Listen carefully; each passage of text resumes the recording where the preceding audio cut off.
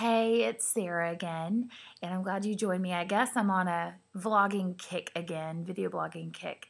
I'm trying a new thing, and I'm trying to post new content on my blog once a week, usually on Mondays.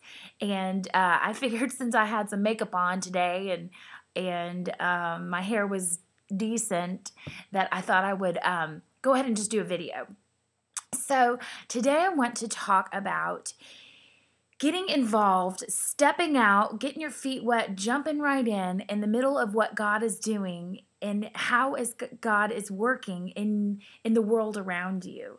Sometimes we feel that we get in these ruts within our faith, within our walk with the Lord, that we just feel like we're not connecting with the Lord. Whatever we're reading in the Bible just isn't speaking to us, or we might be getting bored with things. So I hope that this verse that I want to share with you out of Joshua encourages you to step right in the middle of what the Lord is doing, what miracles or what healing or just anything that the Lord might be doing in the world around you. So let's go ahead and read. This is Joshua 3:14, and the Lord has just commissioned Joshua to take the reins of leading the Israelites. Moses has just died, and they are actually getting ready to cross the Jordan River, this huge overflowing river, to move into their promised land. And so God is getting ready to do an amazing thing with the Jordan River as they cross this ginormous river.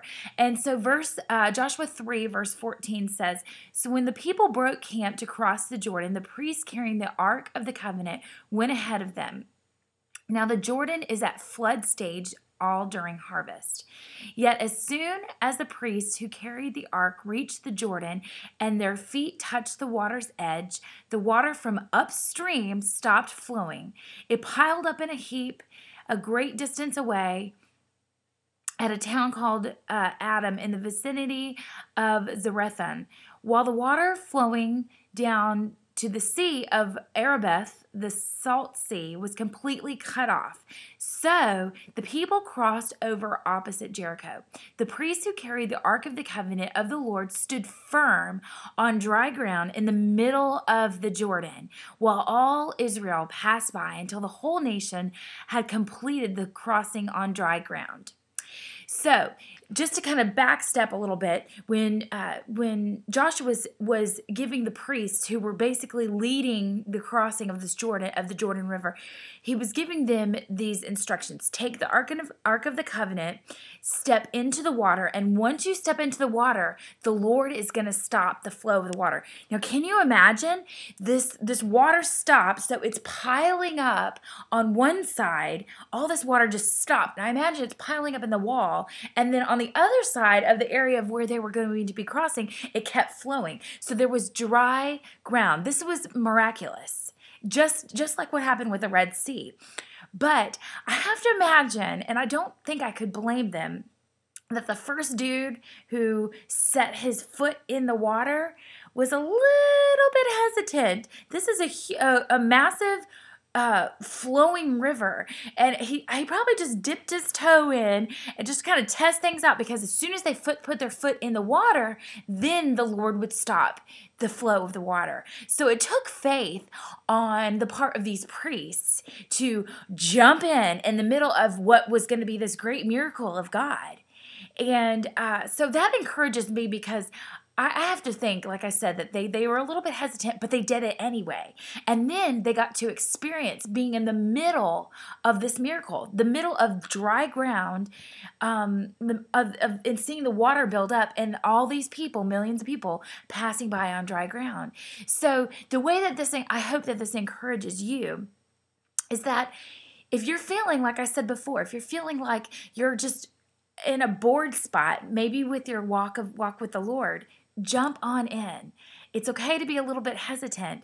There might be things going on within your church that you can get involved in, or it could be just everyday little things of jumping on in and being a part of God's work. I have to tell you, there was a couple weeks ago, there was a gentleman outside Walmart at the top of the parking lot with a a sign asking for money. And at that point, I didn't have any cash, and I was just getting ready to go into the store. And as I was going in, I was like, Lord, do you want me to give this man cash? Is this what you would have me do? And I kind of felt silly because I kind of felt like the Lord was telling me, duh, yes. Did you even need to really ask? This is something that I ask you to do. Feed the hungry, give to the poor. This is something I already command you to do. So I just felt like he was saying, duh, jump on in and just do it. So it could be little things every day that we might be able to serve someone, or be give someone a hug, or be light to somebody that might need the Lord, that might need some encouragement from us, and we can shine the Lord's light on them. So whether it's a big miraculous thing that we want to get involved with, standing in the middle of a Jordan, or just everyday little things, I encourage you to get your feet wet.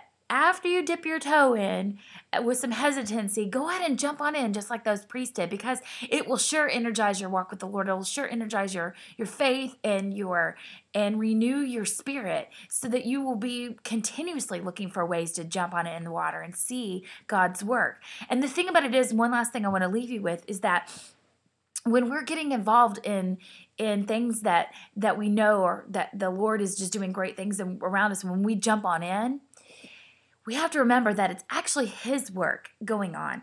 The Lord was the one that stopped that water. He was the one that made it pile up, and so that they could cross on dry ground. It was nothing that those priests did. They were just willing to go and stand in the middle and jump on in.